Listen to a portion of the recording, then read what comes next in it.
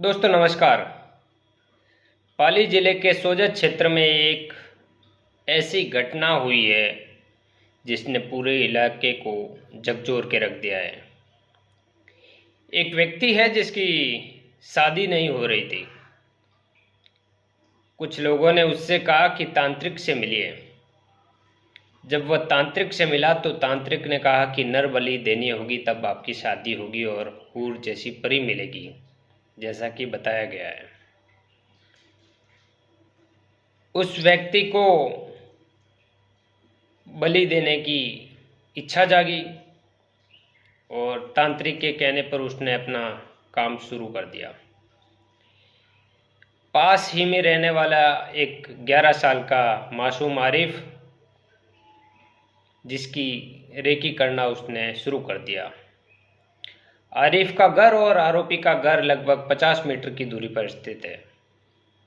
10 से 11 दिन की रेकी करने के बाद उसने बच्चे को, जब बच्चा मदरसे से लौट रहा था, तो सुनसान जगह पर ले गया और धारदार हथियार से उसकी गर्दन पे वार किया, जिससे उसकी जान चली गई। और वही आरोपी भागकर उसके घर पे गया और लोगों को बताया कि 2 लोग तलवार लेकर उसको मार रहे थे और अभी उस साइड से भागे हैं। उसके दादा को एक बार तो उस पर विश्वास ही नहीं हुआ, उस आरोपी पर शक नहीं हुआ कि ये भी ऐसा कर सकता है। लेकिन जब पुलिस आई और पुलिस ने पूछताछ की तो वह अपना बयान बदलता रहा, जिससे शक का दायरा बढ़ गया।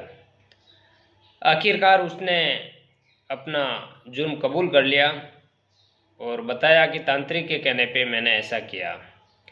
हालांकि जो आरोपी है वो पहले से 1-2 ऐसी घटना कर चुका है, जिसमें उसने एक बार भैंस के बछड़े का सिर भी काटा था।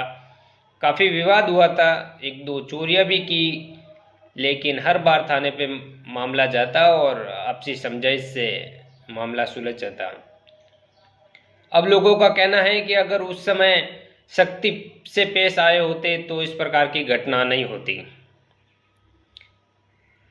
आप देखें, विज्ञान के इस युग में अंधविश्वास किस हद तक फैल चुका है। जब किसी तांत्रिक को यह कहने में शर्म नहीं आई कि नर बलि देनी होगी तब तुम्हारी शादी होगी, और वह व्यक्ति ऐसी मानसिकता लेकर किसी बच्चे को मार देता है, कहाँ तक सही है? हमें सोचना होगा। हमारे आसपास ऐसे किसी मानसिकता वाले लोगों को चिन्हित करना होगा, ध्यान रखना होगा। क्या ऐसे माहौल में हमारे बच्चे कहीं अकेले जा सकते हैं? नहीं जा सकते। इसलिए इस प्रकार की तंत्र मंत्र में ना फंसकर किसी की बातों में न आकर अपने जीवन को खराब ना करें, कानून को हाथ में ना ले। अब वो बच्चा उस परिवार से दूर हो गया और जो आरोपी है वो भी न्यायिक हिरासत में है।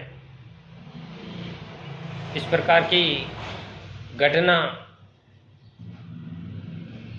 इलाके को झकझोर देती है। 2-3 दिनों से यही चर्चा चल रही है। सजग रहे, सतर्क रहे और इस प्रकार की खबरों के लिए, अन्य सभी प्रकार की खबरों के लिए मेरे फेसबुक पेज जितेंद्र पनूसा को फॉलो ज़रूर करें। धन्यवाद।